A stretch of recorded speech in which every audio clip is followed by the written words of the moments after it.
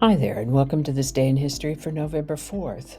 November 4th is the 308th day of the year in the Gregorian calendar, 309th in leap years, with 57 days remaining to the end of the year. Today's word is balter. Balter is a verb that means to dance clumsily or walk unsteadily. An example could be, the party got rowdy with guests baltering out into the street. This definition is most likely from Old Norse, earliest documented use in the year 1400. There's another definition for balter, also a verb, that means to clot, clog, or tangle. An example sentence with this definition might be, those tree roots really baltered the septic drainage field. Earliest documented use of the word balter with this definition is in the 1600s. Balter. And with that, Christopher Columbus reached Leeward Islands and Puerto Rico on November 4th, 1493. This was during his second voyage to the New World. This is the birthday of Oklahoma humorist Will Rogers, born November 4th, 1879.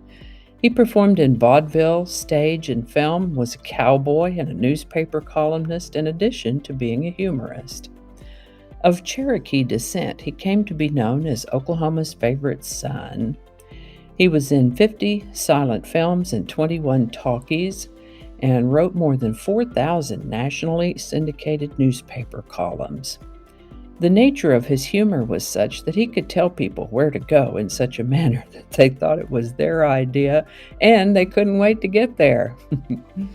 One of his famous sayings was, "I never met a man I didn't like." Sadly, he died at the age of 55 in a plane crash in Alaska, along with Wiley Post in 1935.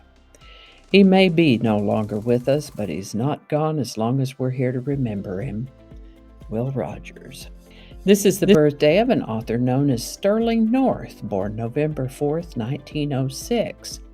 He was a reporter for the Chicago Daily and the New York Sun, and then became a full-time freelance writer, achieving the dream of a good many writerly types, and then he became a book editor. He's written several books, too, that you may or may not have heard of: Midnight in Jeremiah, Abe Lincoln, Log Cabin to White House, and Hurry Spring, to name a few. The book he's best known for, though, is one called Rascal, a memoir of a better era, published in 1963. I read this book myself when I was a child, and I highly recommend it. It's a true story of a year of North's life as a boy. When his mother had died, his older brother was off in Europe during World War I, and he rescued a baby raccoon.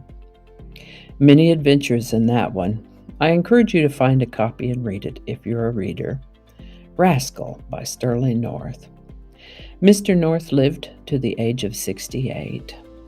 The United States government established the National Security Agency, NSA, on November 4th, 1952. NSA is an intelligence agency, which made me wonder, how are they different from all the other intelligence agencies? Although I'm not sure I really want to know that much about it. Interestingly, while they were established in 1952, their existence was not revealed until 1975. Yikes. NSA. And goodness, the things one finds when looking for things that happened on this day in history. Canadian inventor George Klein, for instance. He's been called the most productive inventor in Canada in the 20th century. I found it reassuring to read that he had struggled as a high school student, but went on to graduate from the University of Toronto with a degree in mechanical engineering. Just a few of his inventions include such diverse things as an international system for classifying ground cover snow, a microsurgical staple gun, an all-terrain vehicle called the Weasel, and a particular type of nuclear reactor called the Zeep. But the thing that caught my eye was the motorized wheelchair. Pretty sure we've all seen one of those somewhere in our lives, a motorized wheelchair. Such a device can sure enhance and enlarge the quality of life for anyone who needs one. And we have George Klein to thank for them. We mention him today because he died on November 4th, 1992, at the age of 88. George Klein. Listen to Your Heart is a 1988 song by the Swedish band Roxette. They recorded it in 1988, and it was released as a single from their album Look Sharp. Listen to Your Heart went on to become one of the most successful songs of 1989 and was the first song to reach number 1 without having been released on a 7-inch single, also known as a 45.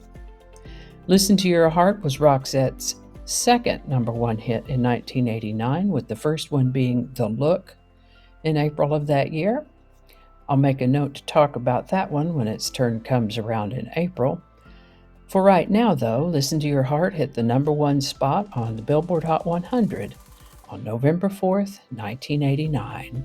A link in the description.